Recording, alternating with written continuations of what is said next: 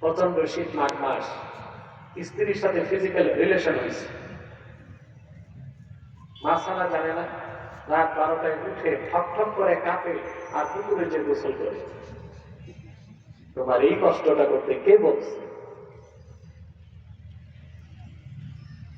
চুপচাপ ধুয়ে বসে ঘুমায় থাকে। গোসল ফরজ হবে কখন? ইদা দাখালা ওয়াক্তুল ফাজরে, ফজরের টাইম যখন এন্ট্রি হবে তখন তোমার উপর গোসল ফরজ, এর আগে না। এর আগে চুপচাপ কি করো? ঘুমায় থাকো। একদিন যদি এত শাস্তি পান নাই ভাই, শীতকালে 7 দিনও পাওয়া যাবেন না। ইসলামের বিধানগুলো সব মহাসত্যের সর্বোচ্চ মানদণ্ডে উত্তীর্ণ, যৌক্তিক, চরম বাস্তব, মানব জাতির ফিতরতের সাথে সংগতিপূর্ণ বলেন সুবহানাল্লাহ। তবে হ্যাঁ, গভীর রাতে আপনি যদি তাহাজ্জুদ করতে চান, তেলাওয়াত করতে চান, তখন আবার গোসল ফরজ।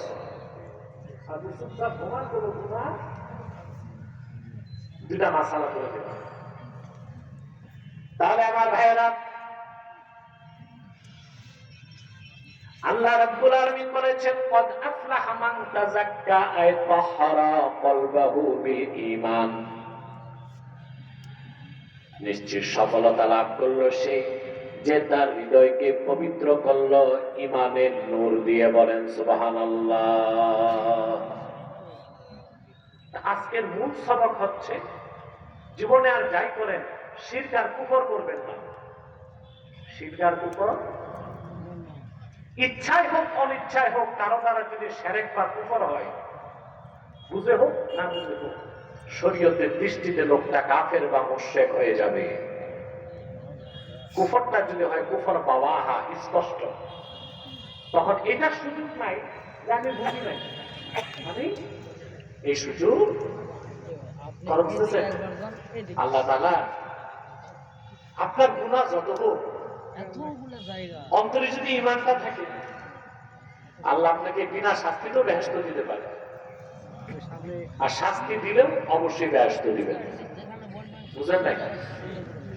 উম্মতে মুহাম্মাদি যত বড় গুনাহগার হোক,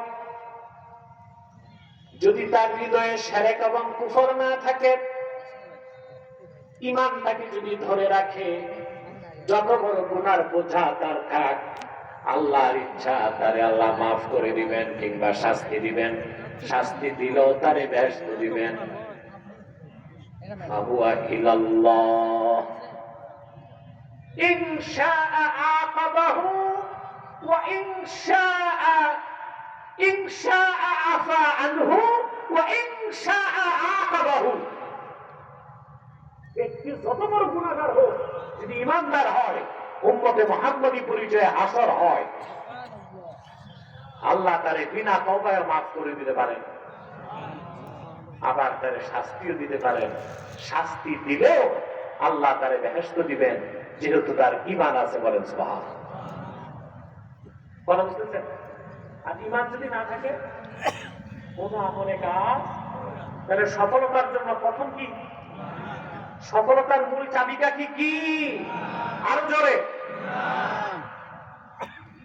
শিরক আর কুফর করলে আল্লাহ কখনো মাফ করবেন। আমি একটা হাদিস শোনাচ্ছি। মক্কা শরীফ বিজয় হয়ে গেছে, দলে দলে লোক আল্লাহর হাবিব সাল্লাল্লাহু আলাইহি ওয়াসাল্লামের কদমে এসে মুসলমান হতে লাগলো। মক্কা মুকাররমায় এক দুর্ধর্ষ যোদ্ধা ছিল ওয়াহশী, সে মক্কা ছেড়ে পালায়ে যাচ্ছে। লোকেরা বলল, ওয়াহশী আইনা তুরিদু, তুমি কোথায় পালাও? ওয়াহশী বললেন, আল্লাহর হাবিব মুহাম্মদ সাল্লাল্লাহু আলাইহি ওয়াসাল্লাম সবাইকে ক্ষমা করলেও আমারে করবেন না। আমি সেই নরাধম উহুদ ময়দানে আমি আল্লাহর হাবিবের আপন চাচা আমির হামজাকে শহীদ করেছিলাম। সিরাত ইবনে হিশামে এসেছে, ওয়াহশী বলেন, আমি উহুদে যুদ্ধ করতে যাই নাই, ভাড়াটিয়া খুনি হিসেবে গিয়েছিলাম। শুধু রাসূলুল্লাহ সাল্লাল্লাহু আলাইহি ওয়াসাল্লামের চাচা আমির হামজাকে শহীদ করার জন্য আমি আমার বর্ষাটা ওনার বুকে বিদ্ধ করলাম। ওনার দেহটা উহুদের ময়দানে লুটায় পড়ল। আবু জাহেলের স্ত্রী হিন্দা আমির হামজার সিনাটা বিদীর্ণ করে কাঁচা কলিজা বের করে চর্বণ করেছে। আমির হামজার নাক কান কেটে মালা তৈরি করে গলায় পরিধান করে উল্লাস করেছে।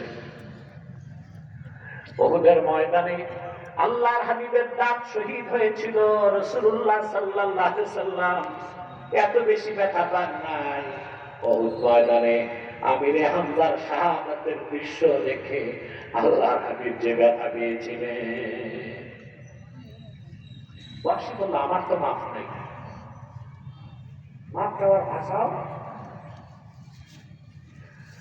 লোকেরা বলল, রে ওয়াহশী, একটিবার রাহমাতুল লিল আলামিনের কদমে চলে যাও, মুহূর্তে তোমার মতো পাপীদের তিনি ক্ষমা করে দিতে পারেন।